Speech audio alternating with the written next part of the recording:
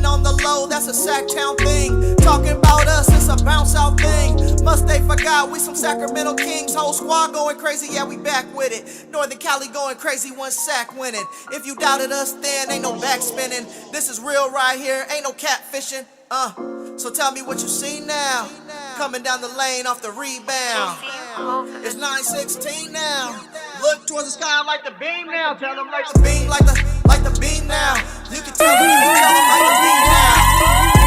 Tell them like the beam now. You can tell them, you can tell them like the beam now. Tell them like the beam, like the beam now. You can tell them, you can tell them like the beam now. Tell them like the beam now. If you reppin' that Kings like the beam now.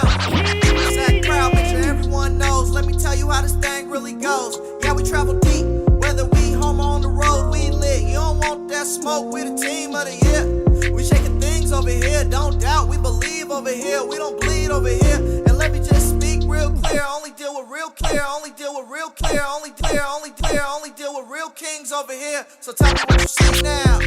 Coming down the lane off the rebound. It's 9:16 now. Look toward the sky like the beam now. Tell them like the beam, like the beam now. You can tell them like the beam now. Tell them like the beam now. You can tell them like the beam now. Tell them like the beam, like the beam now. You can tell them like the beam now. Tell them like the beam now. If you reppin' that Kings like the beam now.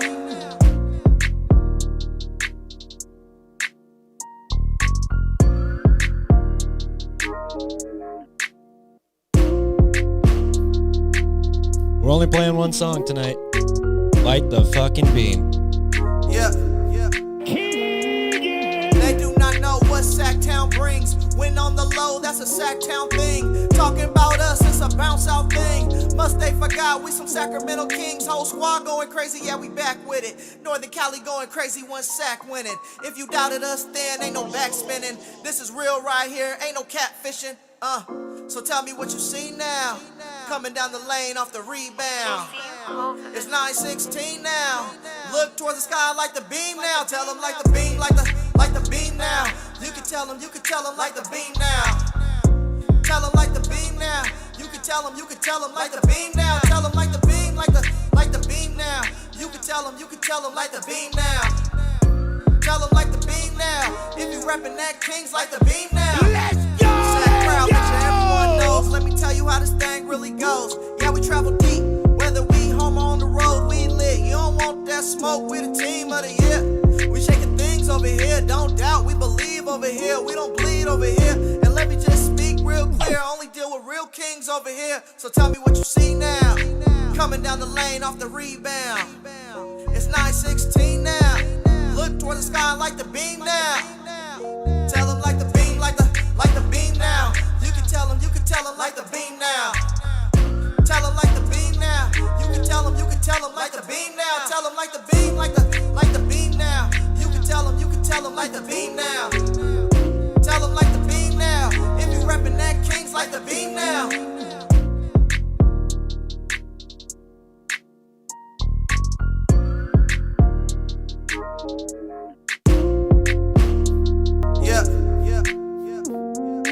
They do not know what Sactown brings. When on the low, that's a Sactown thing. Talking about us, it's a bounce out thing. Must they forgot we some Sacramento Kings. Whole squad going crazy, yeah, we back with it. Northern Cali going crazy, one sack winning. If you doubted us then, ain't no backspinning. This is real right here, ain't no catfishing. So tell me what you see now. Coming down the lane off the rebound. It's 9:16 now. Look towards the sky like the beam now. Tell them like the beam, like the beam now. You can tell them like the beam now. Tell them like the beam now. You can tell them like the beam now. Tell them like the beam, like the beam now. You can tell them like the beam now. Tell them like the beam now. If you reppin' that Kings like the beam now. Sack crowd, make sure everyone knows. Let me tell you how this thing really goes. Yeah, we travel deep, whether we home or on the road, we lit. You don't want that smoke, we the team of the year. We shaking things over here, don't doubt, we believe over here. We don't bleed over here. And let me just speak real clear. Only deal with real Kings over here. So tell me what you see now. Coming down the lane off the rebound. It's 9:16 now. Look toward the sky like the beam now. Tell them like tell them like the beam now. Tell them like the beam now. You can tell them like the beam now. Tell them like the beam, like the beam now. You can tell them like the beam now. Tell them like the beam now. If you reppin' that Kings like the beam now.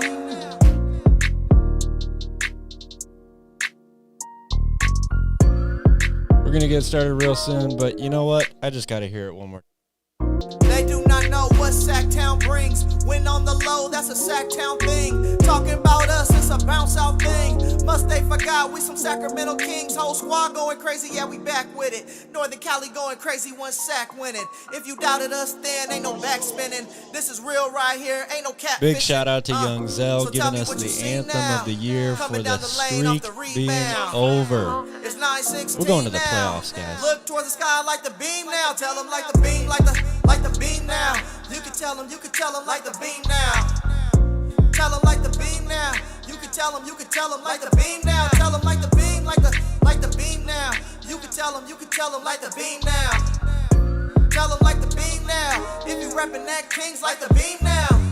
Sac crowd, make sure everyone knows. Let me tell you how this thing really goes. Yeah, we travel deep, whether we home or on the road, we lit. You don't want that smoke, we the team of the year. We shaking things over here, don't doubt, we believe over here. We don't bleed over here. And let me just speak real clear, only deal with real Kings over here. So tell me what you see now. Coming down the lane off the rebound. It's 9-16 now. Look toward the sky like the beam now. Tell them like the beam, like the beam now. You can tell them like the beam now. Tell them like the beam now. You can tell them like the beam now. Tell them like the Welcome to beam, like Royal the Rebounds beam TV now. with Calvin and Barry.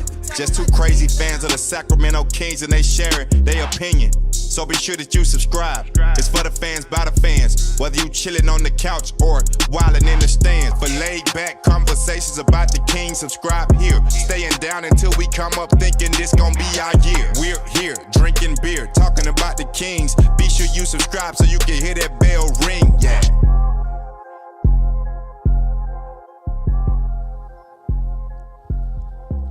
What is up, Sacramento Kings fans?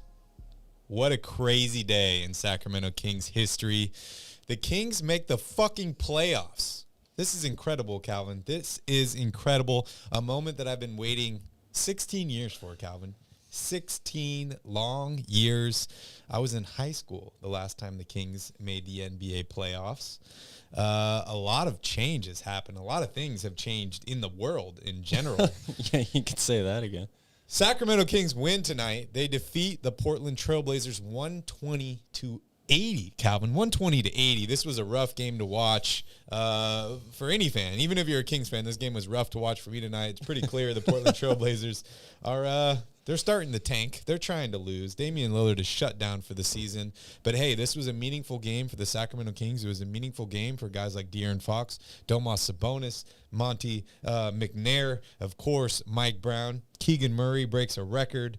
What a game. But most importantly, this was for all my Sacramento Kings fans out there.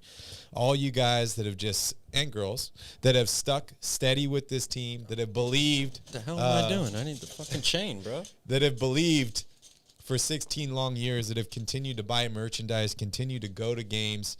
This is for you. I mean, enjoy it. Do whatever you want tonight. I'm calling in sick to work next month, Calvin. We got the playoffs to go to. That's right. But yeah, shout out to all my real Kings fans out there. Shout out to Jeremiah, Bouncer, Neil, Fred, Charles, Mike Monticello, Lane, Pico House, Central Valley. It's good to see you all here in the chat. Big game. Tito is here. Big game for the Sacramento Kings. Alfie Man is here. But Calvin, we made it to the playoffs. Fucking did it, bro. Yeah. There's one reason we started this channel here. That was to empower Kings fans. That was to empower the Sacramento Kings. Patrick and Marcus, good to see you both. The reason we started this channel was to give the Sacramento Kings a voice because they didn't care about us on ESPN. They never talked about us. Kings fans were laughed at. They were silenced. They were never allowed to talk. Their opinions didn't matter. We started this channel to help solve that And now we're not taking all the credit because we could not have done it without all of you. We could not have done it without all the other Sacramento Kings streamers out there that continue to work and push. And finally, dude, the Kings made the playoffs. It doesn't even feel real, Calvin. It doesn't feel real for me. And, of course, we have a couple weeks before the playoffs start, which is going to be a lot of fun. It's going to be a lot of fun. Yeah, still a lot to figure out in the Western Conference. Yeah. We know the Kings are in. We know the Grizzlies are in. We know that the Nuggets are in. Yeah. Yeah. We don't really know shit after that. Yeah, that's a good point. Good point. But anyways, if it's your first time to the channel, welcome to Royal Rebounds, the Sacramento Kings YouTube channel for fans, by fans. If you're a Kings fan, make sure you smash up that like button, hit that subscribe button. We are live after every single Kings game here on YouTube and also on Twitter Spaces. If you'd like to have your voice heard, you can hop on to Twitter Spaces, just like Nick. You can request to come up on stage, and we will hear from you. Calvin, I'm already seeing it here in the chat. The hair is gone, man. Hair. It's only a matter of time now. So the 9th, right? So is that 11 days from now is when we're cutting the hair. That's wild. How do you feel about that? I mean, I have a lot of mixed emotions, as you could probably imagine. I'm super happy that the Kings are in this position. I'm a little selfishly happy that I won't have to go through what I think is going to be a ridiculously hot summer in Maui with long hair. Okay, so that'll looking be at nice. the bright side. Yeah, you know? Do you miss it? Are you going to, like, you know?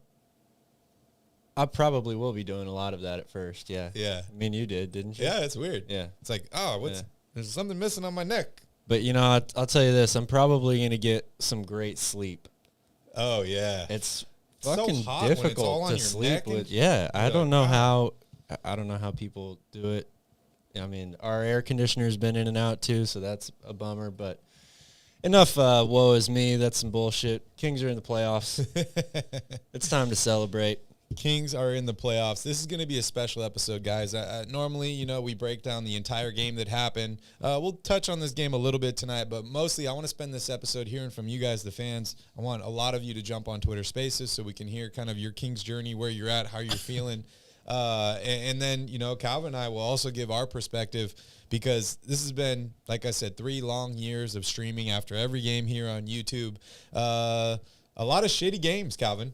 A lot of shitty games. So many. And, you know, if you could imagine, if you haven't been watching the show for a long time, you could imagine when the Kings are, 50-22, and you're like, okay, 10 games left in the season. Let's hop on another podcast and talk for an hour and a half after every single game about what went wrong. And then you just get to that point where you're just like, okay, everything I said in the last podcast is what went wrong in this game. And they didn't learn. They did the same thing over and over again, and they lost again. And it just feels so good to finally have things change a little bit. So I feel phenomenal, Calvin. How could you not? Shout out to Bruce. Thank you so much. I mean, I feel like you guys are giving us way too much credit right now. We're just like you guys. We're here to celebrate. We've been through the ups and the downs just like everybody else, mostly the downs. But we're on the upswing now. Dude, it ain't over yet. Hey, there wasn't much further we could go down, Calvin. That's true. Started from the bottom. That is true. Now we're here. But hey, this, like I said, and like what Calvin's saying, dude, we have no responsibility over any of this, dude. This is players, this is coaches, this is the team, this is you guys as fans supporting the team constantly. So you guys deserve all the credit. And if you want to help us out, smash up that like button, hit the subscribe button. You could also become a member of the Royal family by becoming a paid member on the channel. That really helps us put out more and more content. Cal, they want to hear the Island Give Boys. it to them. Give it to them. Okay, we'll play that. Also, what are your thoughts on lighting the beam tonight? I say we just light it. I say we light it every 5 seconds. Okay. Wrong button. No, let's go. Let's start out with Island Boys. Man, crazy. I mean, we never played this song until this season. The Kings won, yeah, yeah. Oh, yeah, the Kings won, yeah. The Sacramento Kings, oh, yeah, the Kings won, yeah. Fox is so fast. So bananas. is so strong, yeah. Coach Mike is so smart, yeah. They are the playoff bound, yeah. Calvin, when I first saw that clip on Instagram, I was laughing, dude. I was like, the Island Boys are Kings fans? What the hell is going on here? How could you not? And I'm like, okay, maybe someone paid them to make the video, blah, blah, all that. And then I think it was we played it, was it in October or November? We played it during a game after they won the game.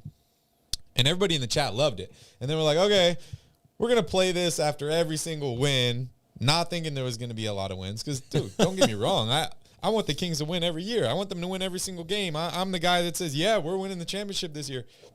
But realistically, nobody thought the Kings were going to be this good this year. Nobody. If somebody told you that they thought the Kings were going to be good this year, they're a fucking liar.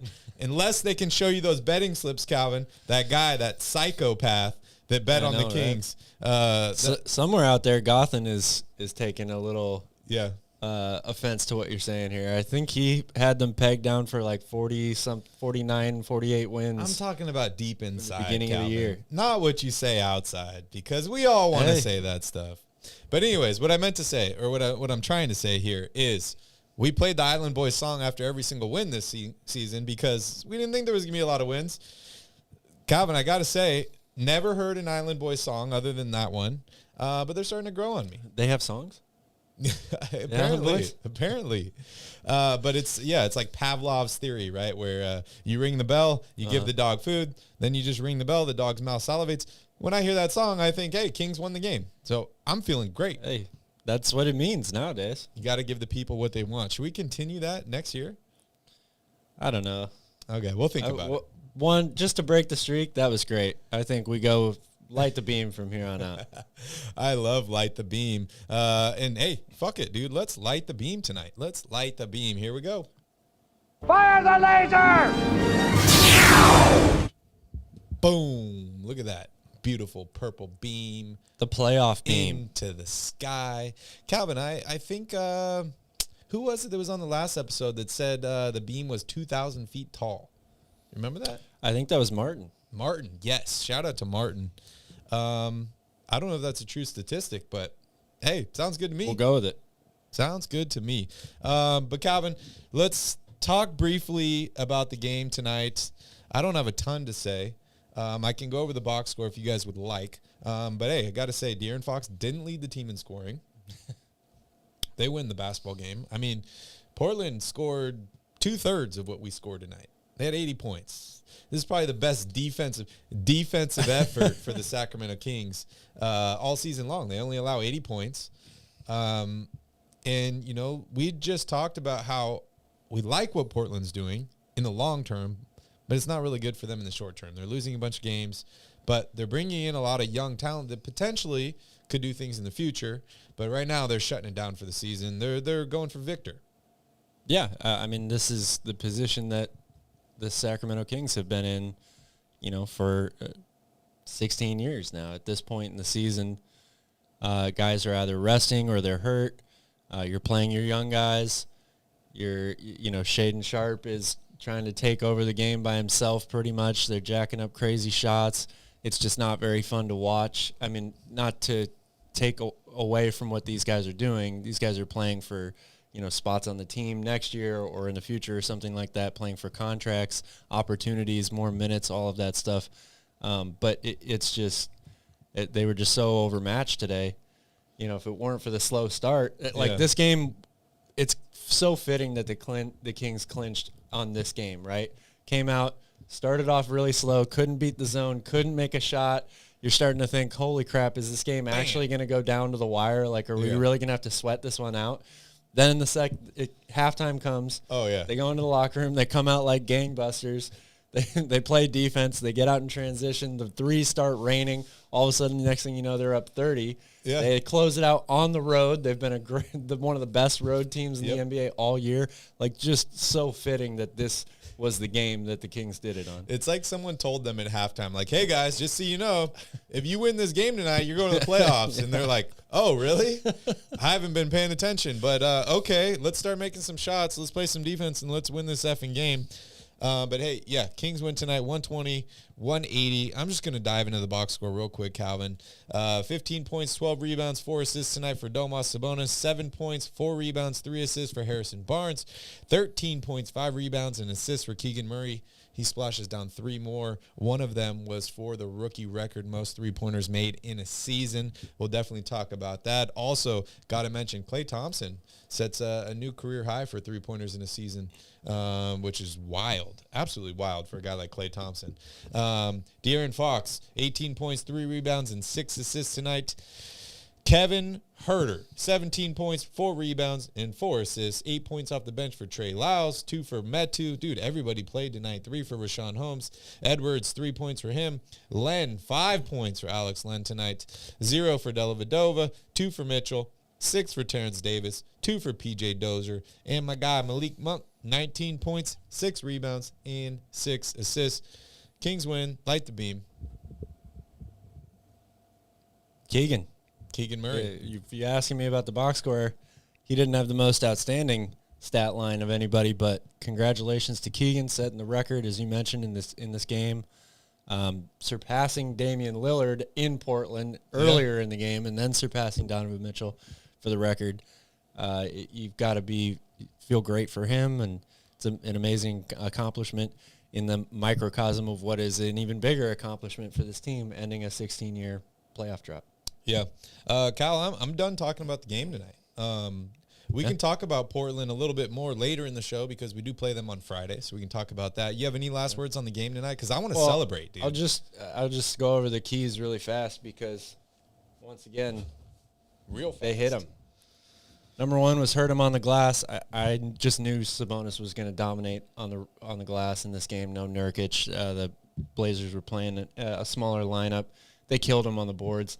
3-point barrage. It definitely didn't start off that way, but again, once the third quarter rolled around, the Kings couldn't miss, and the threes were just dropping out of the sky. And then number 3 was play through Keegan. Give him an opportunity. Go get the record. Go work on your game a little bit in one of those opportune moments. To try and showcase a little bit more. Not that he really was looking for that stuff, dribbling one-on-one, taking the ball. But they were playing through him early and often, and I thought it was good. Yeah. All right, is that it? That's all I got. Move on? Check. Playoffs. Check. We win. All right, Double O. Shout out to Double O. Thank you. Appreciate the super chat. Going into the beer fund. And also might go into the playoff ticket fund because these tickets are going to be pretty pricey, Calvin. Yes, they are. You got any estimates what you think 2 tickets is going to cost for a playoff game? Like I said, I don't want to know. Just take my credit card and get me in the door. And see, that's the thing that scares me. And I told Mike this. He called me before the stream, and he was like, dude, we made it. Let's go. I'm in. We're going to the first game. And I was like, how much do you think tickets are going to be? They're going to be expensive. And he goes, yeah, and I don't care. It's the Kings. It's 16 years. And I've heard that from so many Kings fans. I mean, how could you not have that I'm attitude? Like, holy shit, these tickets are going to be expensive because people are going to be mortgaging their houses, Calvin, to go to these Kings games. It's wild, dude. We got to go. We got to go, dude. Like I said, I might be calling in sick to work all April so I can try and go to as many games as I can. Well, you can at least wait until April 15th. Why? Well, you want to go to the last couple games at home? They only have like 2. Maybe. I want to see a beam lit, Calvin. Yeah, we're going to see it. I haven't seen the beam in real life yet. I haven't seen it either, and I can't wait to. Also, shout out to Young Zell. Apparently, Young Zell's having a party, mansion party, April 22nd. Tickets are still on sale for that, Cal? I do not know, actually, if tickets are still on sale. Okay. You can go on his either his YouTube or his Twitter, Instagram. There's links on all of there for the mini mansion party. It's going to be fun. Mini mansion party. I wish I could go. I love it. I'm going to try my best to go. That's on Saturday, the 22nd of April. That is Earth Day. That's going to be a lot of fun. All right, Calvin, couple things. Keegan Murray breaks the rookie record that we mentioned in this game. He still has, 7 games left? 6 games left. 6 games left. He's got 6 games left. You think he's going to play? How many of those games do you think he plays? I think he plays in all of them. I don't know how many minutes he plays, but I think he plays in all of them. Okay. I mean, what do you think this means? Like, we know that every year teams are shooting more and more threes.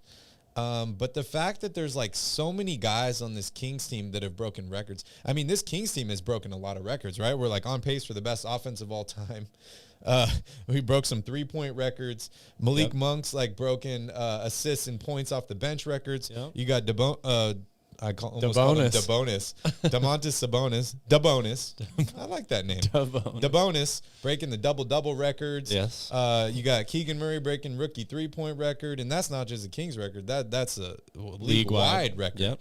So first off, what do you think the significance is of Keegan breaking this record?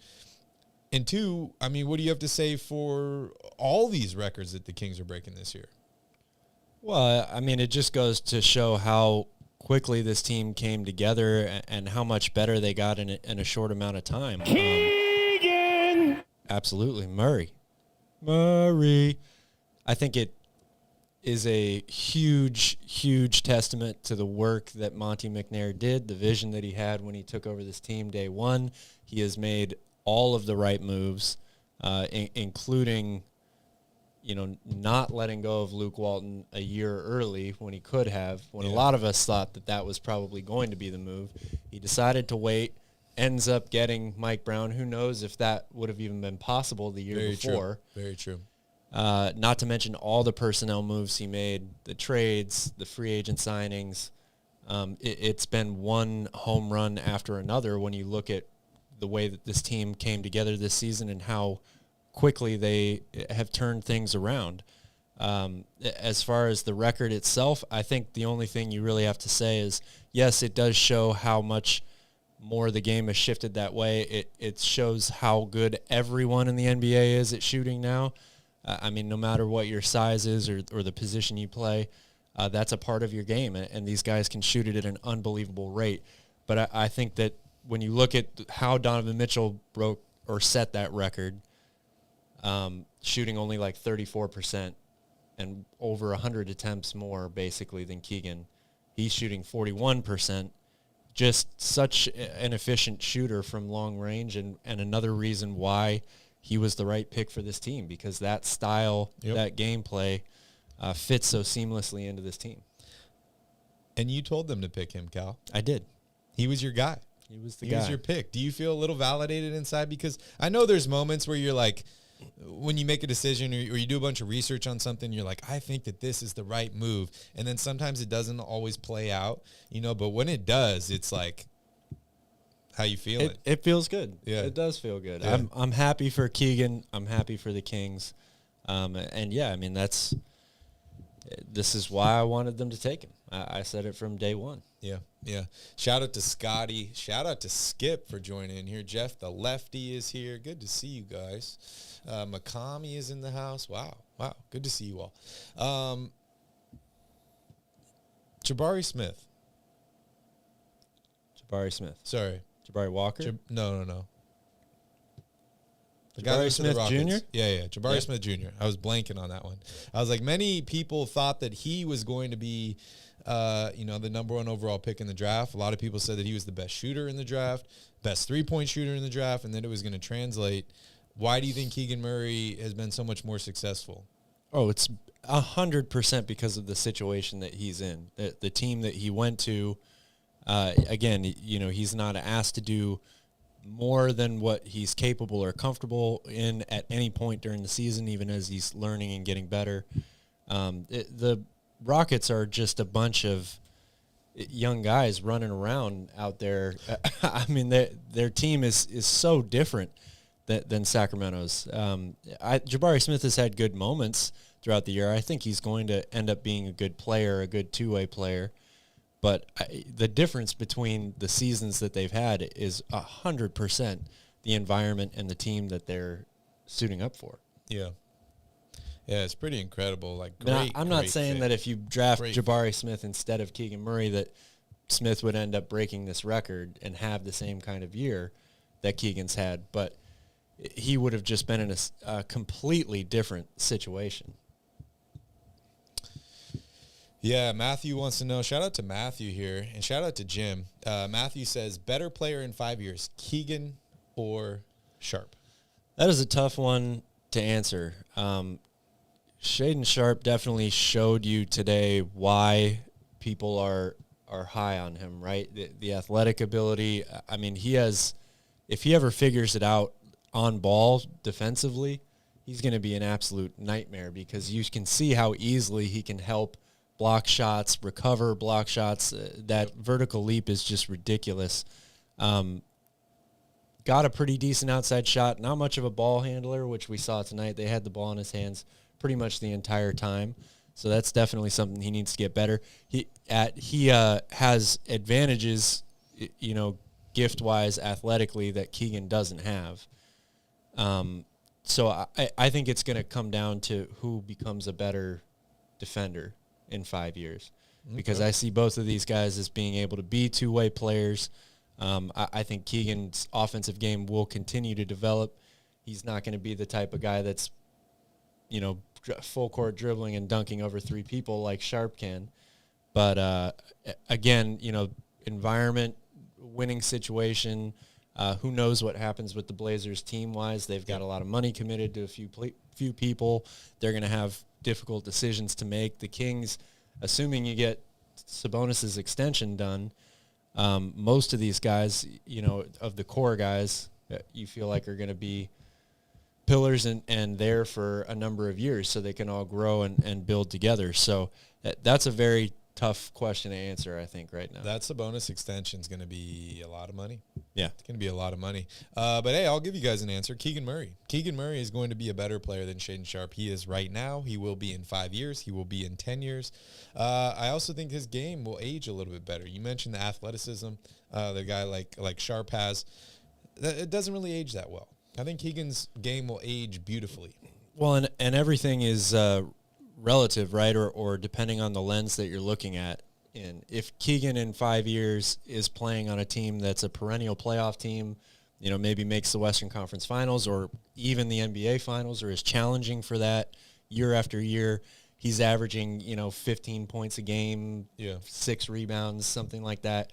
But Shaedon Sharp is putting up, 27 points a game on a team that's not very good. Who's the better player? I mean, Shaedon Sharp's statistics are going to be much better. Good point. But does that really mean he's the better player? Does he impact winning more than Keegan Murray does?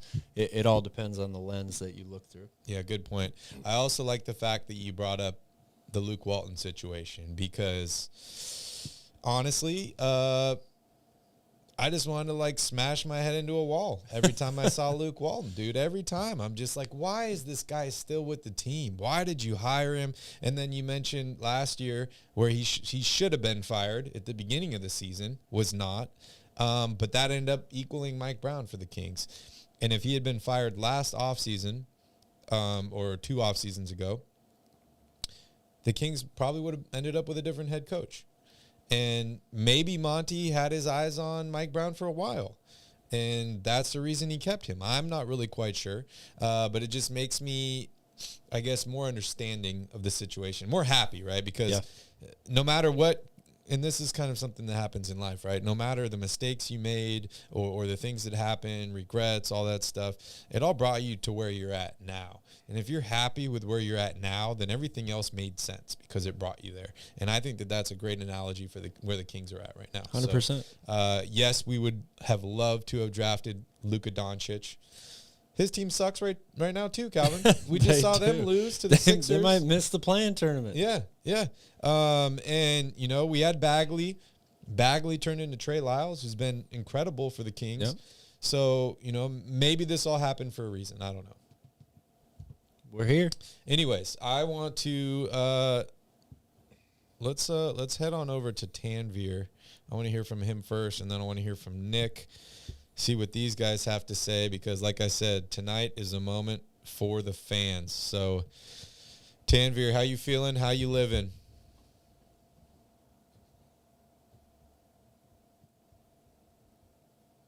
Tanvir. He's so happy he's at a loss for words. Oh, wow. All right, maybe he's having bad Wi-Fi. Let's try Nick. See how Nick's doing. Yo, Nick. What's up? What is up, dude? Fire the laser. Fire the laser! Oh my gosh. I am so stoked right now. I don't know what to say. I don't know how to feel and express how we're feeling right now because the Kings are going to the playoffs. They have not been in the playoffs since 2006. We are going to the playoffs. For the first round of the playoffs, I will be downtown Sacramento on J Street, outside, watching it on the big screen, right in Doko. Sorry, wrong button.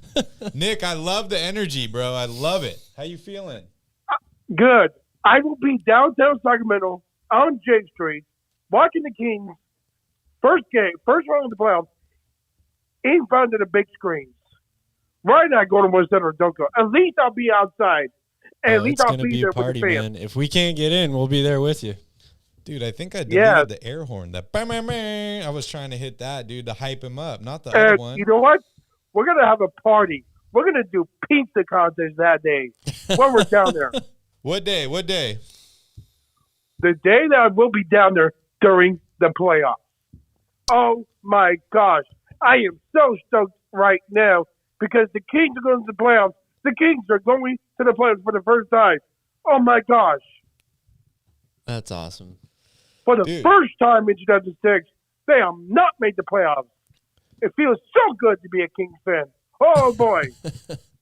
Holy moly, Dude, I love the energy. Nick, how much coffee did you have today? I don't know, but I'm so excited. I am so stoked that they make the playoffs. It feels so good. It's all natural, man. It feels so good, dude. I love the energy, Nick. I love the enthusiasm. Feels so good. Nick, where were you 16 years ago? Where were you at? Where was the time to be at? To be you just took the words out of my mouth. I was going to ask you where you were at 16 years ago. I can't remember. I think I was in Antelope. I think I was. Okay. This has to be so good for Sacramento because the city of Sacramento is going to feel it. It's going to feel what it tastes like it's going to the playoffs. They can already feel it right now. That's seriously. You can feel it. Mouth air. I will be at the game on Sunday against San Antonio Spurs. Okay. I like it, Nick. I like it. And I sound congested, do I? Congested? Yeah, do I sound a little congested? The way I don't my know. voice Do you is? feel a little congested? I got the stuffy nose and everything. Oh, man. That's a bummer. Well, yeah.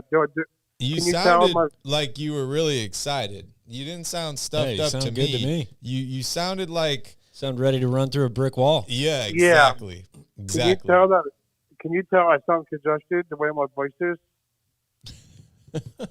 No, don't worry about it, man. Kings are in the playoffs. Who gives a crap? Do I sound congested, Nick? You don't sound congested at all.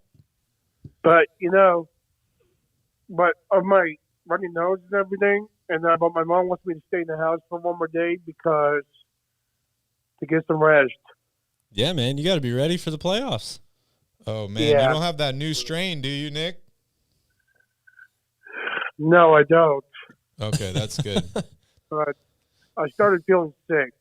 Uh-oh. Maybe you got to cut back on the pizza, dude. You got a little excited getting ready for the pizza eating contest. The last couple times we talked to you, you've been eating pizza. Did you have any pizza today? No, I did not. Okay. Good job. Yeah. But, Nick, I wanted to talk a little bit about team chemistry. That's kind of what we're going to talk about, the next subject here on the show. What are your thoughts on team chemistry? How important is team chemistry for a basketball team, and how do you create team chemistry? Gosh, I don't really know, but you know what? It's hard to say. When you feel, sorry, go ahead. It's just hard to say.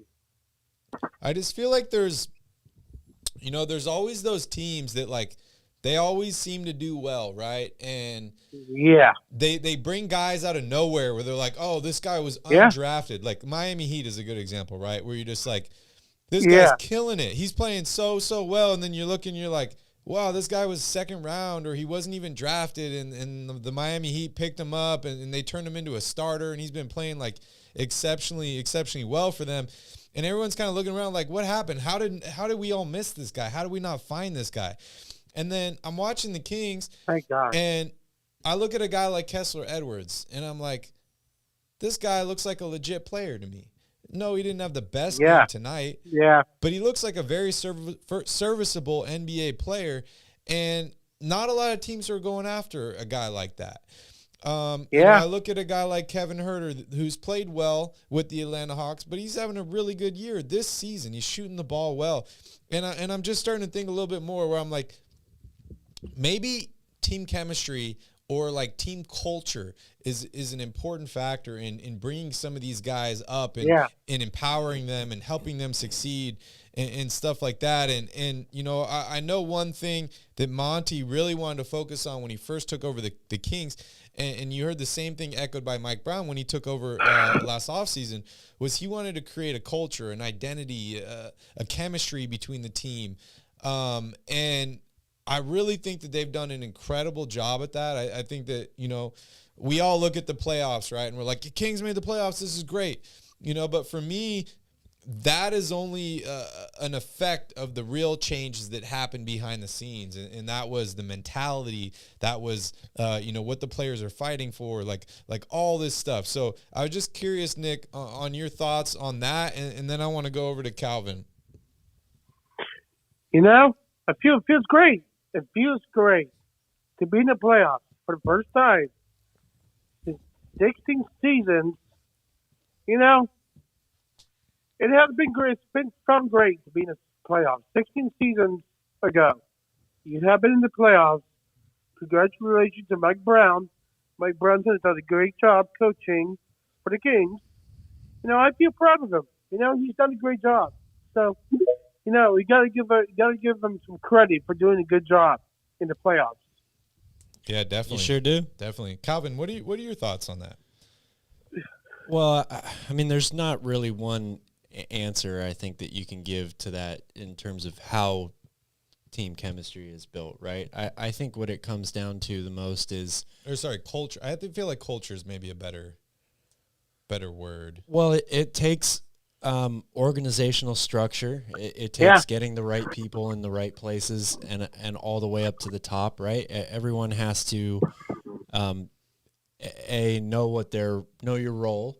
You have to be good at your role, and you have to have the right guys in leadership positions. And those guys in leadership positions are incredibly important because they're the ones that are going to create that culture. They're the ones that are going to permeate that through the rest of the people in the organization, the guys on the team, all of that. So, you know, I think Luke Walton and Mike Brown are the perfect example of that. I mean, Luke Walton knows basketball. That's not you can say that he doesn't based on decisions that he made or whatever, but he grew up playing it. He grew up in it.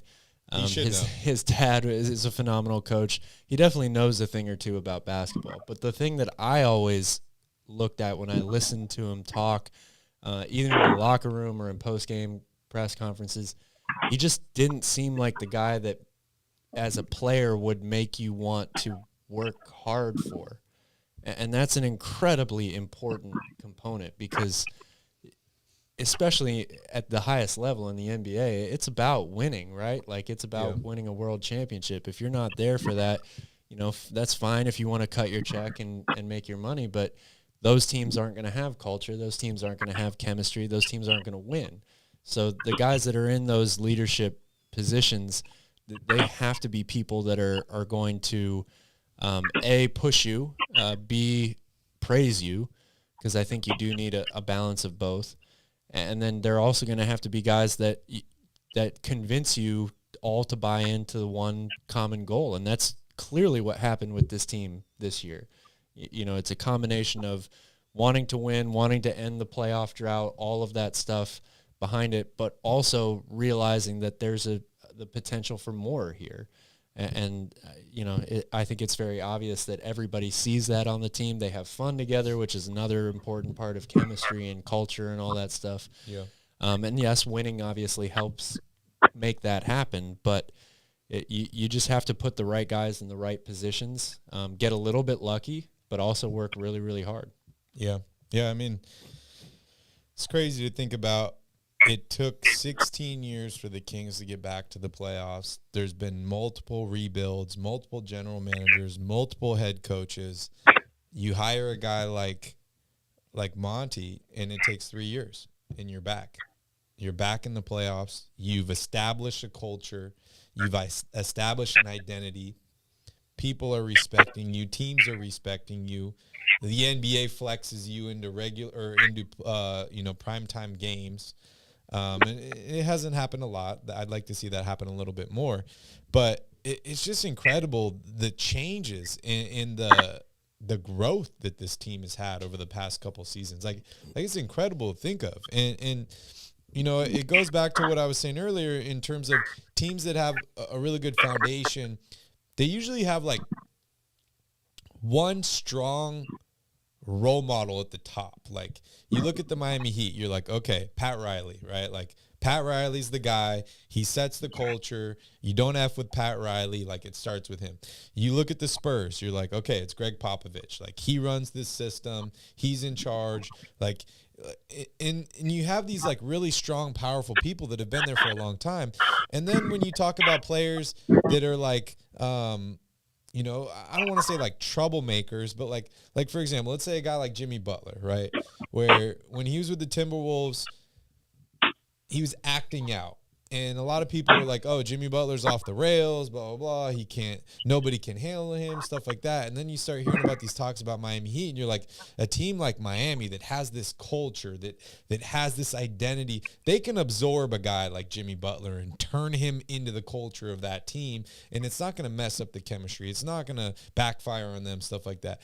We've seen multiple times in the past where this Sacramento Kings team has backfired on itself, right? With Boogie Cousins, a lot of these other players. I mean, we even saw it last year with guys like Marvin Bagley and Buddy Hield that did not want to be here. Do you think that this team has finally got to a point where it's like we could absorb, I don't want to call them bad apples because that's way too negative, but that we could absorb guys that maybe act out or maybe are not the perfect role model player, and they become part of this team because of the system that's built, the culture that's created here?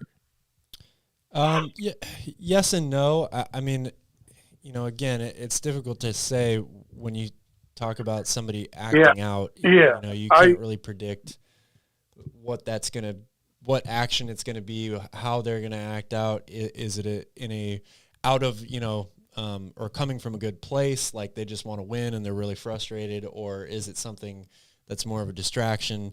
But I will say that, you know, once you finally have that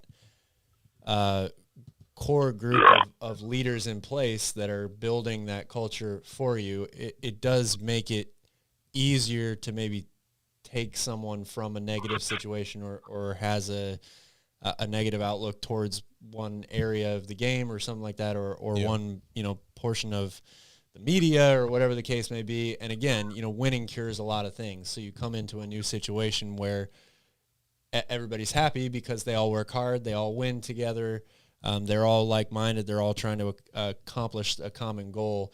You know, that's the beauty of team sports. Like that stuff can rub off on you really, really fast. I'm not going to say that it will work 100% of the time on everyone, but it definitely can have a positive effect on somebody that's coming from maybe a more negative situation. Yeah, there's a quote from LeBron James that he said, you know, years ago, and however you feel about LeBron James, you hate him, you like him, whatever.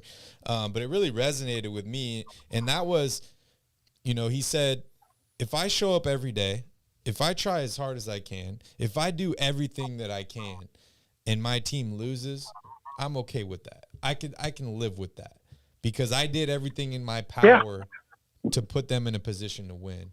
And I feel like we're finally at a point where everybody on the Kings feels like that, right? Where it's like we've seen games where Harrison Barnes has struggled shooting the ball. We've seen, Kevin Huerter, De'Aaron Fox, all these guys. But it's like, Yeah. You can see. I do agree. So, we played the next game, Friday's game. Portland on Friday. Let's win on Friday. Let's fire the Blazers on Friday. Why not? Why not? Fire the laser! why not on Wednesday? So, Shout out to next game Gotham. is Good to see Friday. you guys for joining Next in. game And is Derek, Friday. we are doing the live shaving of Calvin's head or haircut, whatever it is, on April 9th. It's the last game of the season. Directly after that Sunday. game, we're doing it here on the channel. We're going to have a poll going. We'll let you guys vote. 4 different options. I say we do a poll every show or every game for the rest of the year. Okay. Put up the Oh, options, yeah. and then we take the polling that way. And we'll just add it all Just up. add it all cumulative. Because that way, if you miss a show or something like that, you can Okay. still get your vote in. I think they should all be there on the 9th. Well, if you want to see it, you have to be there on the 9th. But I Yeah. think the haircut should Okay. already be decided by then. Okay, is what I'm saying. So we need to narrow down the choices, right? We're gonna do four options. Oh man, is that really Easter Sunday? Yeah, it is. Nice. 4 options. And hey, Alfie man, we didn't make the Kings schedule, so I think we narrowed it down to 4 options. And then we'll shave the head or whatever haircut it is Yeah. on April 9th. But hey, let's go back to Nick because Nick's got something to say. What's up, Nick? I just want to say, go Kings, fire the laser. I want to say, Oh, sorry, I was do trying I to hype need? you up. no, before everybody goes to bed. And, you did a good job today. Keep doing what you're doing. Keep winning your games. Keep going. Keep Yeah, don't winning. stop now. They can still get 50 wins. Nick, you sound a little When you're- stuffy. Huh? You sound a little stuffy. So I sound a little congested, huh? You got to get some Sudafed. Yeah. You could tell, huh? Yeah. You can tell I'm a little congested, huh? Yeah, it's going to be okay, though, man. I've been congested before. Yeah. Yeah.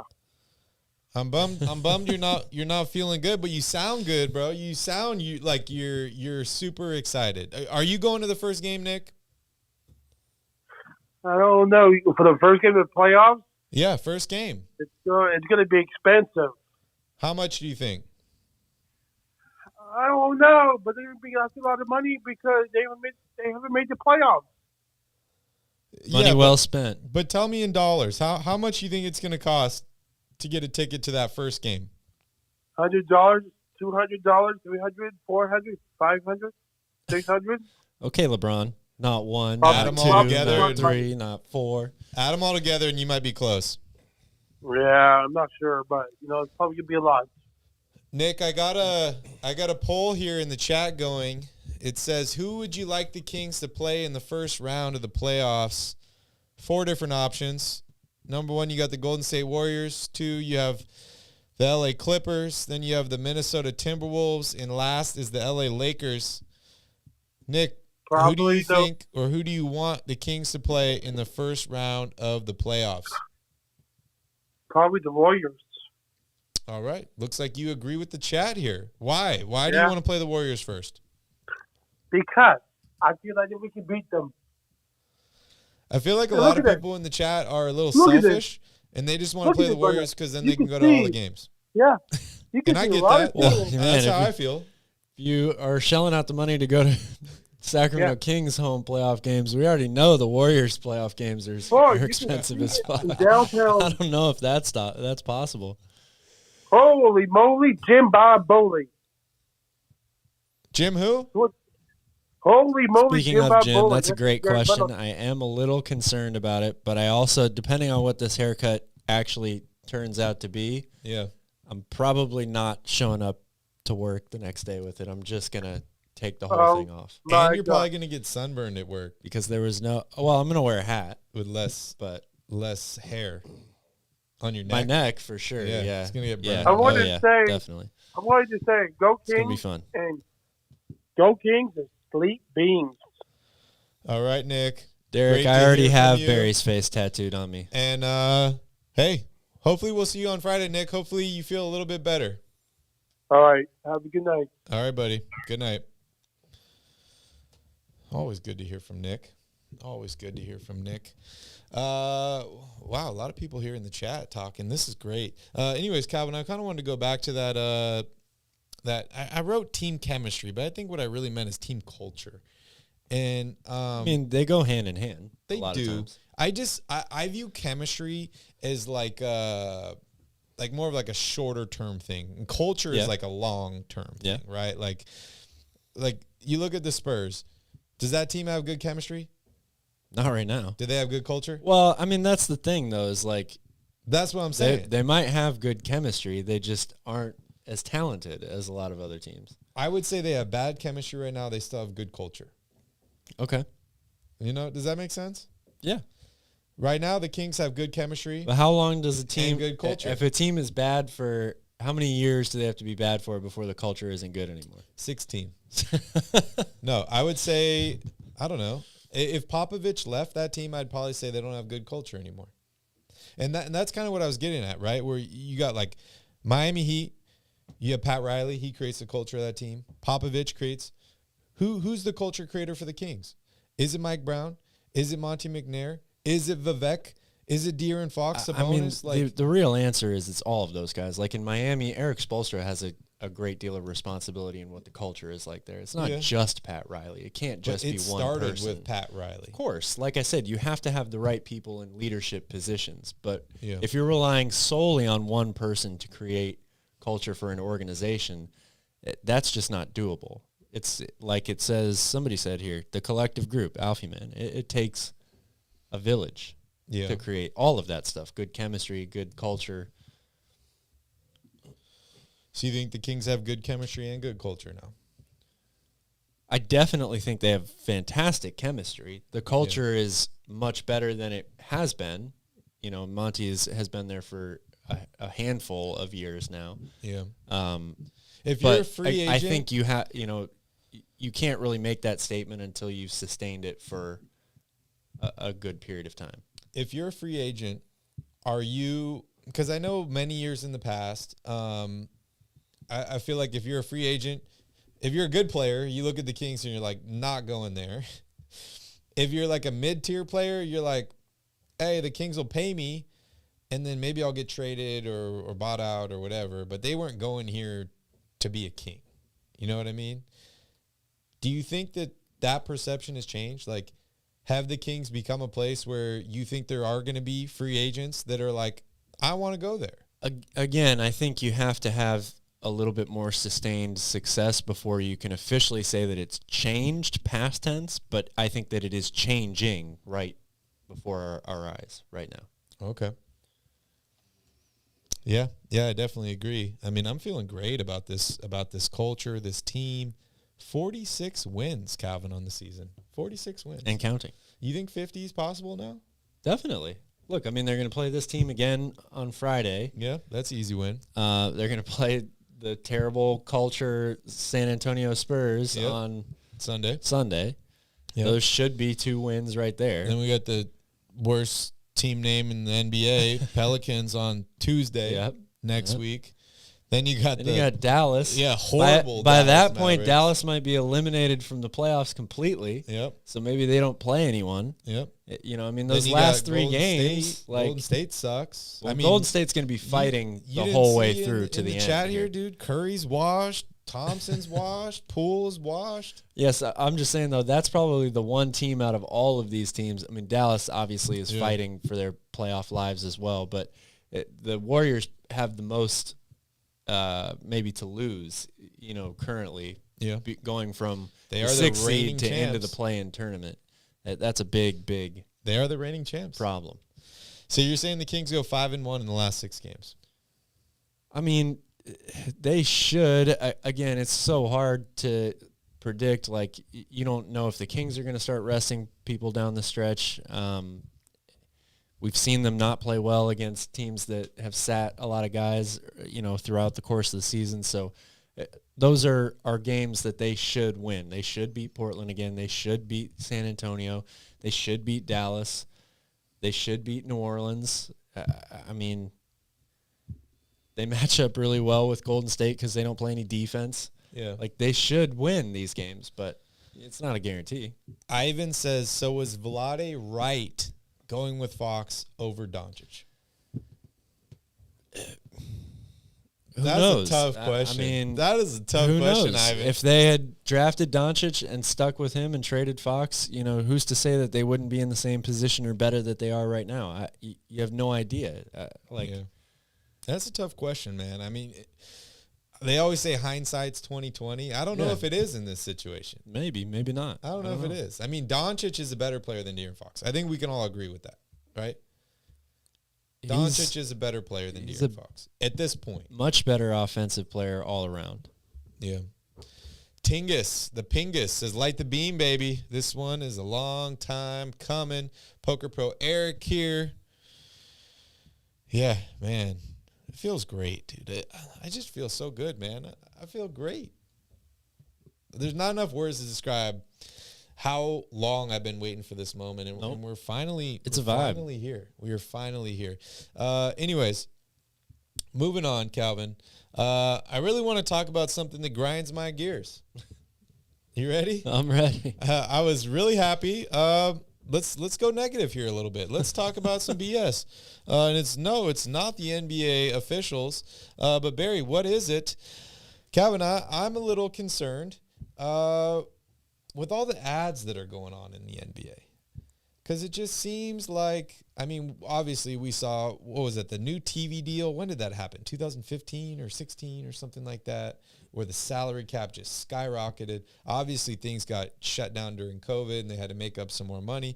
But I mean, dude, we've seen in the past 6 years, we've seen patches on jerseys for advertisements. Yep. Now during free throws, they show a commercial on the freaking side of the screen. Yep. There's CGI now on the court. And it just seems like there's so much more advertisements, like everywhere. Did you read the article I sent you about the Cream City jerseys? I read, like the first couple paragraphs of it. I didn't read the whole thing. Okay, so I've made fun of these jerseys for a long time. The Cream City jerseys, they're the worst Milwaukee jerseys in the NBA. Yeah. I think it's hilarious. They're stupid.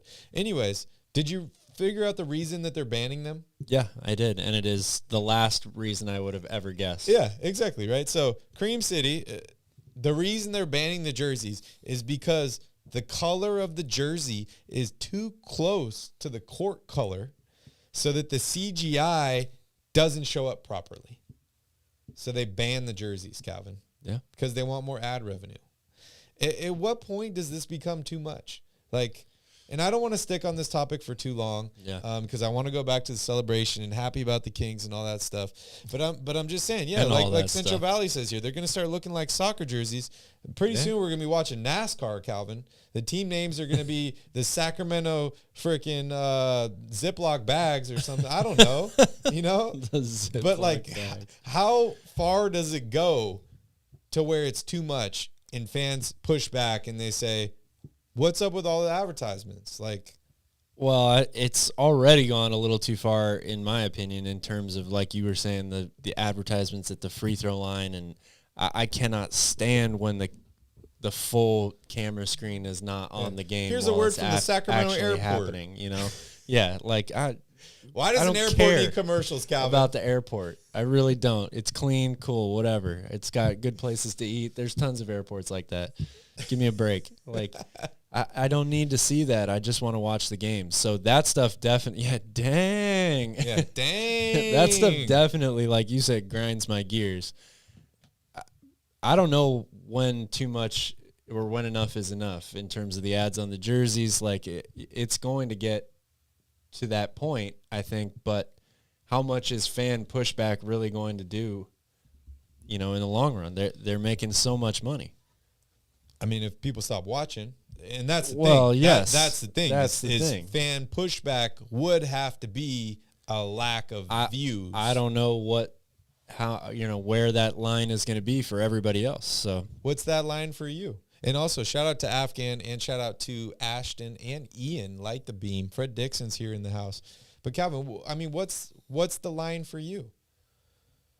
Man, I don't know. If Well, the jerseys look like soccer jerseys and they had advertisements all over them, you're still going to watch the game. I'm still going to watch the game. What it would take for me would be pretty much those commercials in the middle of play happening, like while someone is running, and they even do it sometimes. They're like, what a dunk by De'Aaron Fox. You're like, where? You can't see it because you're fucking looking at the giant red rabbit at the airport. Yeah.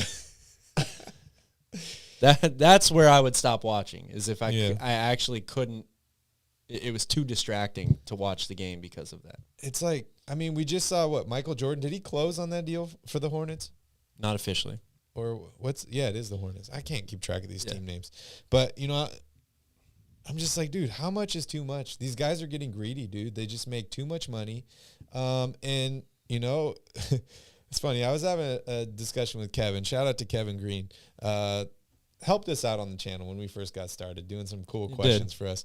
But I was having a conversation with him today, and he's like, oh, how about Kyrie Irving? He's like, what a culture killer, all this. He's like, but Calvin likes him, right? And I was like, oh, he's Calvin's favorite player. And we're going off and all this stuff. And, yeah, it's just so funny talking to him and seeing his thoughts on everything and how players have like this attitude, right? And that's what we were talking about. It's like, okay, Kyrie, like your goal was to be famous, right? Like even you could say you just want to be a basketball player, but dude, you were making Uncle Drew videos and all this stuff. Like you were trying to be popular, right? Then you get paid. More is expected of you, which makes sense. I mean, in any job, Calvin, you get a raise at your job. Are you like, great, I'm just going to do the same exact thing and get paid double? It's like, no, they want more, not how it right? works. And so one thing we really see with Kyrie Irving, however your feelings are with Kyrie, but it's like you see Kyrie, he gets paid, and then now he's like bitching about all the responsibility that comes with getting paid. And that's kind of how I see the NBA going, is it's like, you add more and more ads, more and more advertisements. The players are making more and more money, but more is expected of them, right? You got to be this perfect, ideal person that's always available. You can't rest. You can't load manage. You got to be like you got to be smiling. Fans can like yell at you and you can't say anything back. And it's like, what is the breaking point as a player? What is the breaking point as a fan watching all these advertisements? In the meanwhile, all these owners are just fucking raking in cash, dude. They're raking in cash. They are. They're like, you want to give us some money? Yeah, we'll put a patch on the jersey. We'll put something on the court. Yeah, you don't want them to say this? No problem. And I don't want to bring the NFL kneeling situation to this because I don't want to get in that discussion. But it's something kind of similar, right? Where you're like, well, Colin Kaepernick started kneeling and our fans didn't like it. So it's not good for the league, and it's like, it doesn't have anything to do with Colin Kaepernick and his stance, but our fans didn't like it. So it's not good for the league to have him do that. And it's kind of a weird gray area. Yeah, it is. I mean, it obviously hasn't gotten to that level yet. We're just talking about advertisements here, not a social justice I went on issue a little bit or of whatever, a rant, yeah. whatever the case may be. But it's a really difficult position to be in because we as fans want to consume the NBA. And like you said, the owners are just going to continue to make as much money as they possibly can. So I think it's something that unfortunately as fans, we're going to have to just deal with until it gets to that point for too many people where they say, I can't deal with this anymore, whatever it is. There's you can't tell who's playing because the jerseys don't look like real jerseys. They're covered in ads, or you've got commercials in between every, inbounds play and all this stuff. And I think, there's a fine line you can walk there, and the NBA is probably aware of that. They're, I'm sure, testing things out to see what lines they can cross and what they can't. Yeah. But as the consumer, you're kind of, at their mercy, really, at this point. Shout out to Kyle for joining into the show. All hail Monty.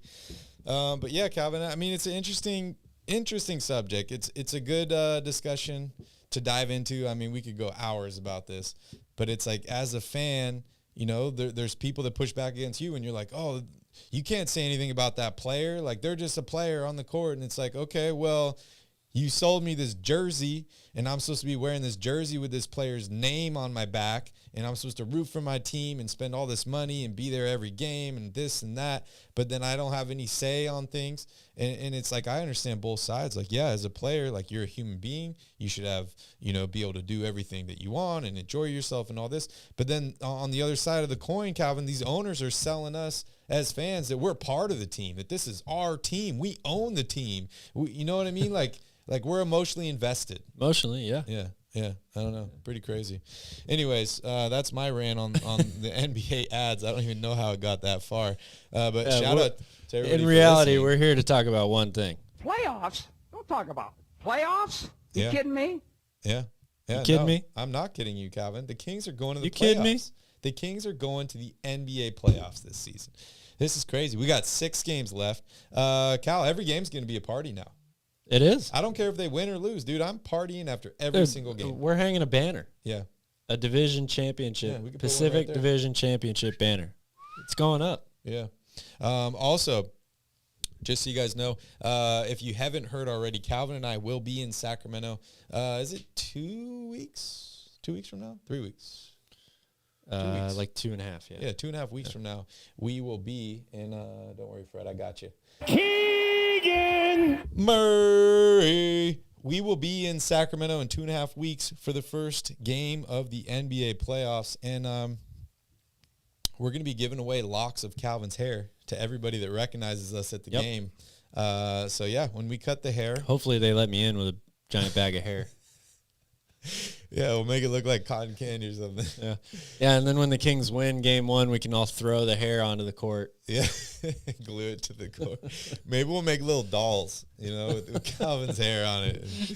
King's Jesus. But yeah, come find us. Get your souvenir. You'll get a signature and a piece of hair from Calvin. That's hilarious, man. You're King's Jesus. You are. Not for long. Oh, I mean, your hair goes pretty fast. If we cut it in April, it'll be long by the playoffs next year. No, it won't. No? No, not this long. How long is it right now? Well, it's all curly and stuff, so it's not as... If I straightened it, it would probably come down to like... And you haven't cut it at all?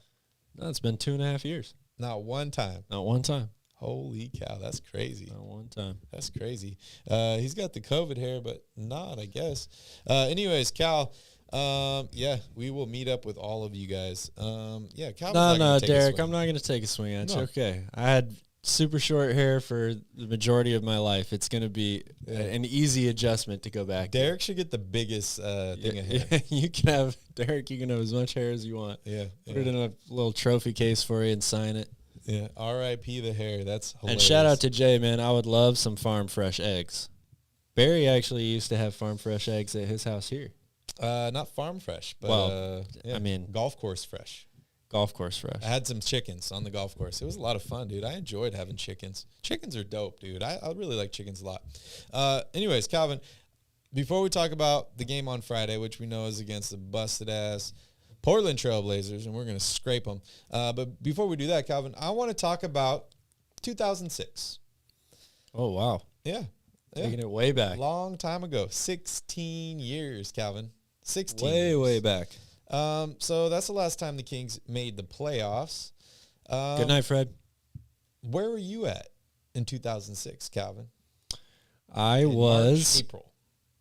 About to graduate from high school. Yeah. In a couple of months, I guess. Yeah. You were 17 years old. 17 years old. Pretty wild. So I don't know if you guys know this story, but Calvin and I, we went to high school together. Went to junior high together, elementary school. But I graduated early, so I finished high school. I was technically still enrolled in high school, but I didn't have any classes for the second half of my senior year. So in January of 2006, I actually moved to college, and I started at Sonoma State. So I was still enrolled at the high school. I still went back for prom and all that stuff, but I was at the college on campus in the dorms doing my first semester. And then Calvin and our buddy Shay, shout out to Shay, calls me one day and says, I heard you're at Sonoma State. How is it over there? And he starts asking me all these questions. And then he finally breaks it to me, and he says, Calvin and I are thinking about going to Sonoma State. Would you want to get an apartment with us? And I said, hell yes, I will get an apartment with you guys. So we move into our very, very first apartment. I move off campus, and we lived there for like an entire year. It was awesome. And Calvin, actually one of my most memorable experiences about that apartment was not in 2006. It was in 2007 when the Golden State Warriors beat the Dallas Mavericks in the first round of the playoffs. As the 8th seed. 8th seed beat the 1 seed. But yeah, so 2006 was the last year, I guess last month, January of 2006 was the last month that I lived in Davis, California. Have not gone back other than to visit. Mm-hmm. That's crazy. I think 16 years. Yeah. That's wild. That is wild. You have any memorable moments from March through May 2006? Of 2006? Yeah. Well, I mean, aside from watching, the Kings in the playoffs, graduating high school obviously is a pretty big deal. I guess that was in June, not in May, but yep. And shout out Blue Devils, right? Yeah, Gotham. There's 2 membership levels. There's VIP for $9.99, and then there's the Royal Family for $1.99. But yeah, keep going, Cal. No, I mean that's pretty much it. Were you done with basketball by then? When did you finish basketball? Oh yeah, basketball was over. The playoffs ended in January. Okay. So you're just prepping, having fun, enjoying the last semester of high school. I was actually playing in a summer league. Okay. That time, or I guess that would have been like May into June into the summer. So yeah. Dennis hated playing Davis in soccer. Yeah, I know, because Davis always won. A lot of good soccer players in Davis. I was one of those. But yeah, Calvin, that's crazy to think about. I'm kind of jealous sometimes thinking about how I missed like my last semester of high school and I didn't have that time to like F around. Because, dude, I could have stayed and had 0 classes and I could just walk around the campus.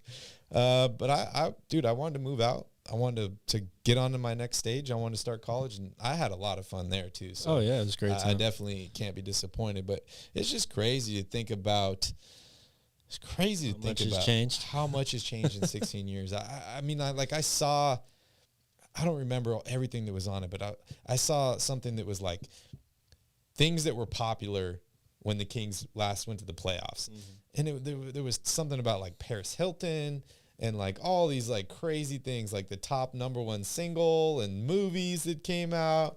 And it's, man, 16 years is a long time. It is a very long time. Long time. Alpha Man says, Meta World Peace.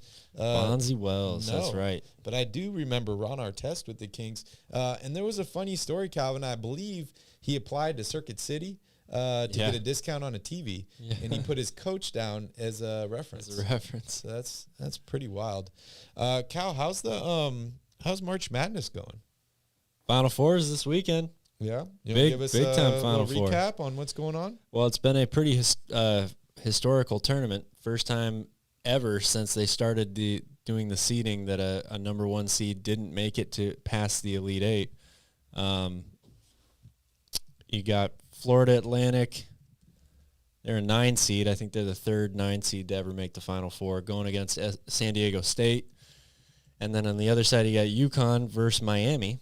Miami, and it's for 3 teams out of the 4 making the Final Four for the first time in program history.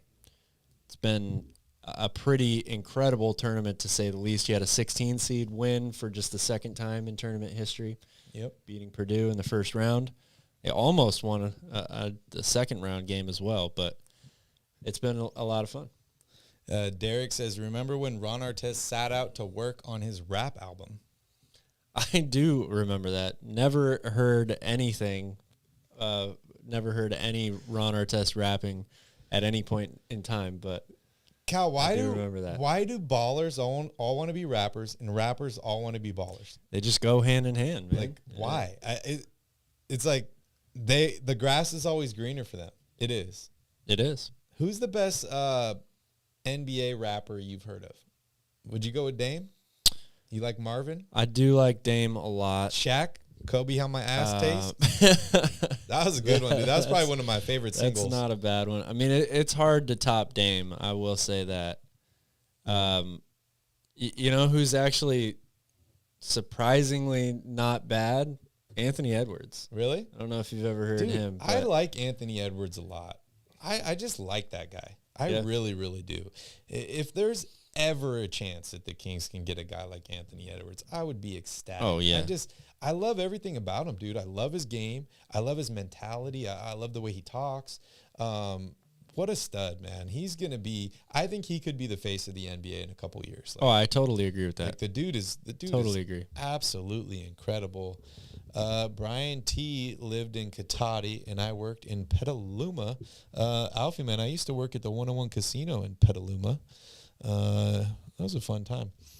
Derek wants to be a rapper. I mean, dude, I want to be a rapper too, and a baller. I wanted to be both. Absolutely, love to be a rapper. I mean, being a rapper's got to be like the coolest job ever, right? Like, you just like tell people like, yeah, I'm so cool. I make so much money. Everybody wants to be me. All the girls want me, and then you sell that for more money. Right? You know, it's like you write a song called like, "I got so much money," and then people buy that song, and it gives you more money. It's like the ultimate, like, speak it into existence. It totally is. Yeah, it's really, really cool. Jay wants to be Calvin's barber. Wow. Jay, are you available on the 9th? We'd be happy to have you here. Hi, can you fly into Maui? We'd be happy. 209 Tacos wants to know if anything happened tonight, Calvin. You know, not too much, just whole lot of this going on. What the hell is it? Where is it?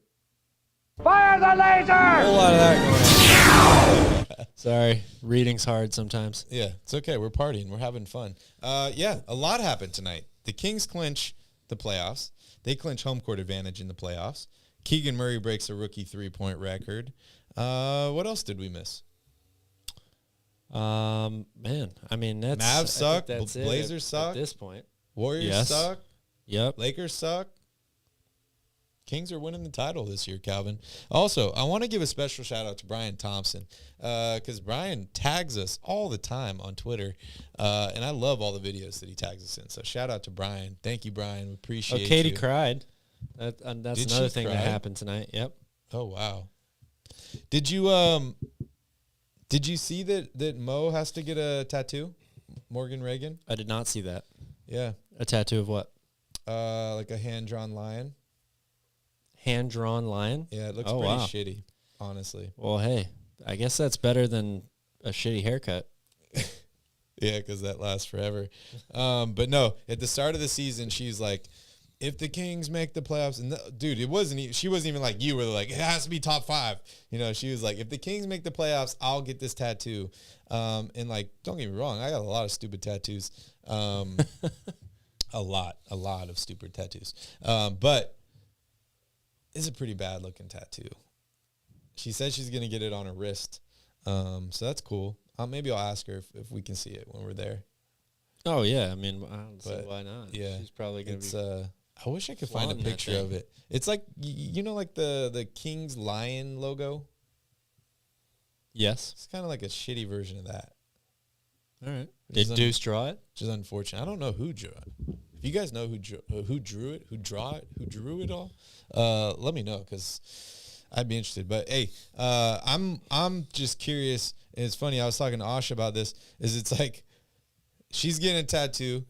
Calvin's chopping his hair off. Like, how many Kings fans made horrible bets this year, and they're having to deal with it now because the Kings are making them eat their words? I want to hear about all the fans that bet the right way, you know, like the guy that put $10,000 down for the Kings to win the NBA Finals. Yeah. Where are those bets at? Yeah, that'd be incredible. And, yeah, hopefully, Dennis, she'll just scratch that drawing and get, like, the real logo or something. Not going to lie. I have a Kings tattoo. How long have I had this Kings tattoo? It's got to be like 7 years or something like that. Man, long time. Time flies. Anyways, maybe I'll have to get another one. But Calvin, we're having a fun time talking about the past, but I want to talk about the future. Let's talk about Friday's game against the Portland Trailblazers. Now, dude, I already read your Cliff Notes. I know you're expecting the Kings to win every single game for the rest of the season and make the NBA Finals and blow out whoever they're facing. That's right. It's just none but sweeps. Yeah. 4-4. Yeah, get the broom As out, Moses Calvin. Malone said, foe. Get the broom. Yeah, we'll start a new chant instead of light the beam. Get the broom. Anyways, how are the Kings going to destroy the Blazers next time? Well, they're going to do much more of the same that they did today, I think. 3-point shooting, offensive rebounding. And they did a good job of, we don't say this too often. The Blazers had a really hard time scoring inside on the Kings. Yeah. And that's just because they're suck. depleted lineup, right? Yeah, they suck, dude. They suck ass. But I think at this point, you finally got to clinch now. Now you're looking at the rest of these games as, there's a different meaning to these games now. So my number one key here is... Wait, hold on. Raider Nightmare 916 says, who's got a tattoo the Kings paid for? Oh. With a hand raised. That's a good story. That's badass. Definitely want to hear that one. That is badass. That is badass. Sorry for interrupting. No, that's amazing. I want to know how that happened. Yeah, tag us on Twitter. Send us a picture. Tag us on Twitter, Royal_Rebounds. Love to hear about it. You got me beat because I paid for my own tattoo like a sucker. Like a sucker. Well, Dirt and Russ has the right idea here. Will the Kings rest the starters? I think you are going to start seeing that. I'm not sure if it's going to be on Friday, but I think as we get closer to the end of the season, you're definitely going to see that. Some guys getting some rest. So number one key here is develop the bench. We talked about, or one of my keys going into today's game was give Keegan Murray maybe a little bit more opportunity. Let him do a little bit more. Let him, try to develop his game. I think you can do that for a lot of these guys on the bench. You've even got two-way players potentially that are, looking at, you're trying to figure out what the plan is for them going into training camp or the offseason next year. Give them some run. Give them some opportunity. Guys like Keita, Kessler Edwards, P.J. Dozier, Keon Ellis, Terrence Davis. We're seeing Alex Len get some run now. I think Mike Brown is trying to make some decisions about what the playoff rotation is going to look like. You can kill two birds with one stone here by giving guys like De'Aaron and Domas some rest, and also going deep into the bench and giving some guys an opportunity to see what it's going to look like maybe for the playoffs and maybe going into the offseason and then next year. Number two, play with pace. I mean, they absolutely destroyed Portland in the second half today by pushing the ball up the court. That's how they got a lot of those great open looks for threes. I think the Blazers are dead last in the NBA in pace. Kings are obviously one of the top teams in the league in pace, so just continue to kill them with that speed by pushing the ball up and down. And then number three, practice good habits. You don't want to get into a situation here where you coast. You don't want to get into a situation where you celebrate and you think we've made it, we're in the playoffs. Now we can kind of take plays and possessions off. This team has to continue to stick together defensively. They've got to work on that a lot. Going into the playoffs, it might be a good time to mix in some zone, give you some practice for a different look that you can throw at teams in the playoffs, but you've got to stay disciplined. You've got to stay focused. Realize that, you should celebrate this moment today, but come tomorrow morning and Friday, there's another game, another opponent, and you have to keep that mentality heading into a postseason run. Great points. I'm thinking at this point, Calvin, maybe we scrap the keys of the game for the rest of the season. I'm down. And instead, we talk about things the Kings can do to improve or prepare for the playoffs. Like you're just saying, right? Throw in some zone, try some other guys, and develop the bench, empower some guys. Because that's really, I think, what the next 6 games are going to be like for the Sacramento Kings is get some rest for the starters and figure out what this team is going to look like. Because I think one thing, and tonight's not a good example. The Kings were up 40. They won by 40, but everybody played. Everybody played tonight. Playoffs is not going to look like that, Calvin. They're going to shorten that bench. I mean, how many guys are you playing? 8, 9, 10 guys max? Probably not 10. There aren't many teams that play a 10 Yeah. man rotation in the playoffs. You going with 8? Because, I mean, your starters, your best players, they're going to be pushing 40 minutes most nights. So there just isn't enough minutes to go around to play 10 guys. So, I mean, so you're going 8? Some teams 9? even go 7. 7? I mean, for some stretches. So 2-3 game stretches. Who's your 2 guys off the bench? Who's your 3 guys? That's the thing. I don't think this team's going to have 2 guys off the bench. I think it's going to be 4. I would probably say it'll be Davion, Kessler-Edwards, Malik Monk, and Trey Lyles. Yeah. Those are going to be the guys. That's the right choice in my mind. It gives you a wing. It mean, gives you a defensive stopper. It gives makes you a microwave. a little worried about, what happens if Sabonis gets in foul trouble, or, obviously you're going to have to do things in those moments, make adjustments on the fly, stuff like that. But I think Sabonis is obviously going to play a shit ton of minutes in the playoffs. They just don't have very many other options, assuming he can stay out of foul trouble. But it'll be really interesting to see what they do specifically with the backup center position in the playoffs. Definitely. I mean, I see some people shouting out Alex Len.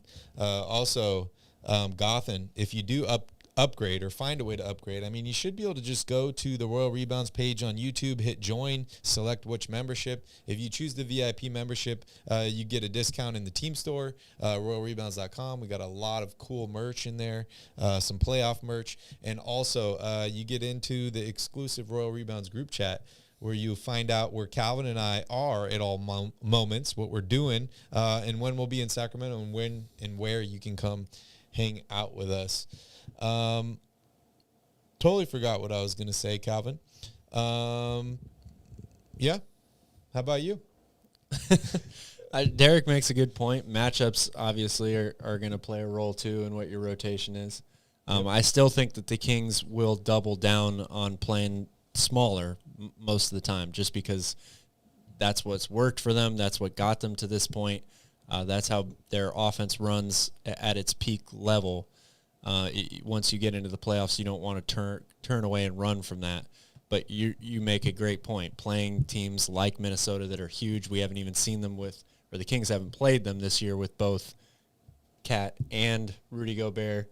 Yeah, that's going to obviously make you have to adjust in the middle of a 7-game series. So, yeah, definitely a lot of adjustments for the Kings in a playoff series because things are constantly changing. I mean, playoffs is where you need literally mid-game adjustments, in between quarters, at halftime, after games, in between series, stuff like that. So I definitely agree with that. I think depending on matchups, this Kings team could look a little bit different.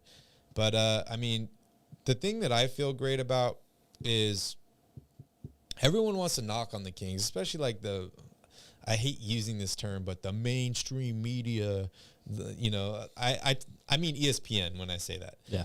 They all want to hate on the Sacramento Kings and say, well, this Kings team, they don't have any playoff experience. I'm sure you saw what Brian Windhorst said today. Yeah. Harrison Barnes has a championship ring, and so does Matthew Dellavedova. Nobody else has been in the playoffs in this Kings team. But guess what, guys?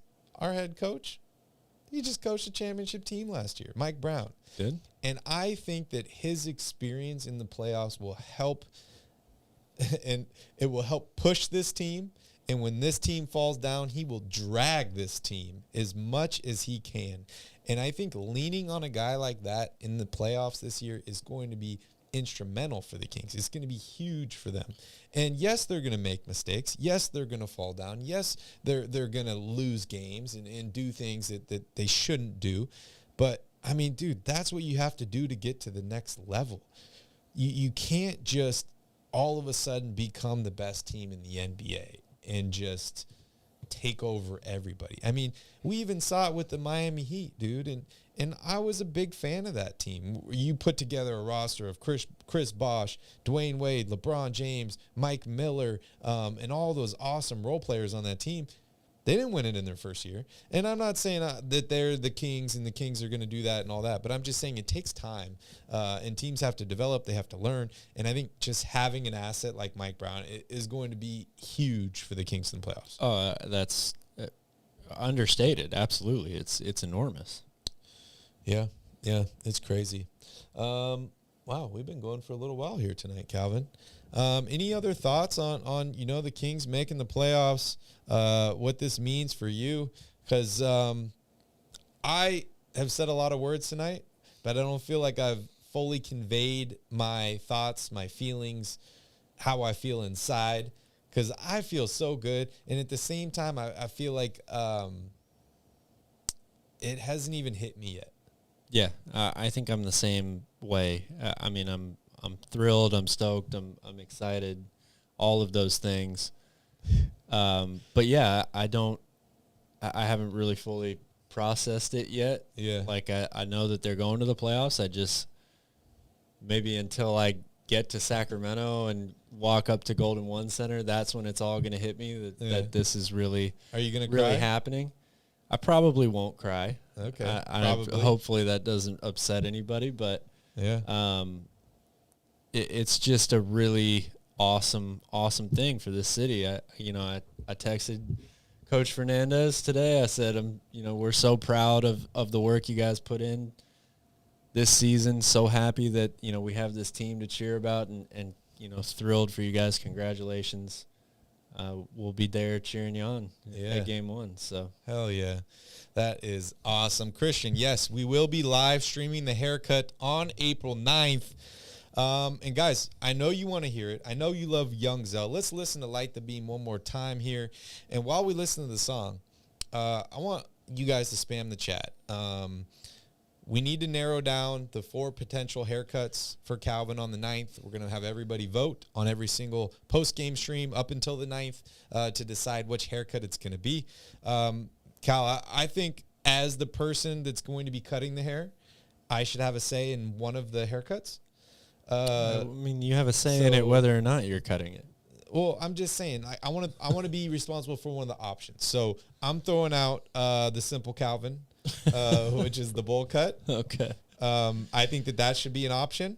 And I think we got 3 other options. So make sure you guys spam the chat with what you think the haircut should be like on the 9th while we listen to some young. Sactown brings win on the low, that's a Sactown thing. Talking about us, it's a bounce out thing. Must they forgot we some Sacramento Kings, whole squad going crazy, yeah, we back with it. Northern Cali going crazy, 1 sack winning. If you doubted us then, ain't no backspinning. This is real right here, ain't no catfishing. So tell me what you see now. Coming down the lane off the rebound. It's 9-16 now. Look towards the sky like the beam now. Tell them like the beam, like the beam now. You can tell them like the beam now. Tell them like the beam now. You can tell them like the beam now. Tell them like the beam, like the beam now. You can tell them like the beam now. Tell them like the beam now. If you reppin' that Kings like the beam now. Sac proud, make sure everyone knows. Let me tell you how this thing really goes. Yeah, we travel deep. Whether we home or on the road, we lit. You don't want Smash up that like button. We're about to start the show here shortly. Kings over here, don't doubt. We believe over here. We don't bleed over here. And let me just speak real clear. I only deal with real Kings over here. So tell me what you see now. Coming down the lane off the rebound. It's 9-16 now. Look toward the sky like the beam now. Tell them like the beam, like the beam now. You can tell them like the beam now. Tell them like the beam now. You can tell them like the beam now. Tell them like the beam, like the beam. Yeah, Lania. You can tell them like the beam now. Tell them like the beam now. If you reppin' that Kings like the beam now. Marcus, what is a bald fade? Like, that's a new one. I haven't seen that yet. What is it, man? He does a great job. Sure I really hope we get does. to meet him in person. So that'd be really, really cool. Mark J. Spears He called did. it. Yes, he did. He called it. All right, Calvin. So, I want Elenia, can you? I want to see Elenia's pick. What is she recommending here? But we got the simple Calvin, which is the bowl cut. Well, Asha has voted for a mullet. Mullet. Okay. I like mullet. What else? I've seen mohawk in there a lot. Okay. People have said Mohawk's cool. purple dyed mohawk Yeah, specifically. I like that. Gothen has been on the skullet for a long time. Skullet. What's a skullet? It's like it's like completely shaved up here and then just the I think is what that is. Yeah, I Correct think you me if need I'm to wrong. lose your hair to do that. Nicole is suggesting flat top. I saw somebody, I think Ninja Style said flat top earlier. I'm gonna have to watch some I YouTube videos. I don't know if my hair can actually do that again, but You're gonna look like me, myself, and Irene, or he's got the flat top. Oh man, what was that other movie? House Party. oh yeah. Yeah, I love it. I love it. Of course, there's the what medieval is Mongol that? cut. He said something like, describe it again, Matthew. I'm sorry, I forget. I'm gonna Google it. Mid. Crew cut. Okay, I think a lot of I like people crew cut. in the chat are overestimating my hair cutting abilities. Hey man, you gave them the possibilities are endless here. Yeah, we are the Millers in the barber chair. Oh yeah. Pigtails plus bald plus bangs is what we're talking about for medieval Mongol. Is that what apparently. Elenia said? No, that's what Matthew says. Oh, wow, I see it. Wow, dude. You think your work would allow this? Hell no. It's Sunday, and you have Mondays off, so you got like 2 days to grow hair back. You know? I told you. First of all, there was no stipulation in this bet for how long I had to leave this haircut on for. That was never part of the deal. Yeah, that's true. But if you do So a medieval I'm Mongol, going to work. there's only one way to go from there, and that's cue ball. Please don't vote for medieval Mongol, you guys. Please don't. It's got to be something that we can turn into a bald fade. What is the old man style? Oh, shave in the middle and leave the sides on. I like that. That's cool, man. Oh man. Simple Jack, yeah. Yeah, Dennis, that's what I'm going with. We're calling it the Simple Calvin now. That's going to be fun. I'm excited, dude. We have 6 streams left. The last one is going to be the haircut, but we're going to let people vote up until that point. So that encourages everyone to come to every stream. And like, dude, I honestly feel like every stream is going to be a party like this one is for the rest of the season. Like, oh, the Kings. I'm going to have a lot of Yeah. Blue Mountains on deck for that yeah. April 9th show. Yeah, we're going to have some beers. I We're might gonna be cry having then fun. when my hair comes down, not because the Kings won, but I still want to do one where we listen to ourselves from last year, where we're like, oh man, the that Kings sounds lose again. cringeworthy. You know, it's cringe. It's gonna be cringe for us, but I think the audience will enjoy it. So we'll definitely do that. How about a Barry Gibb makeover?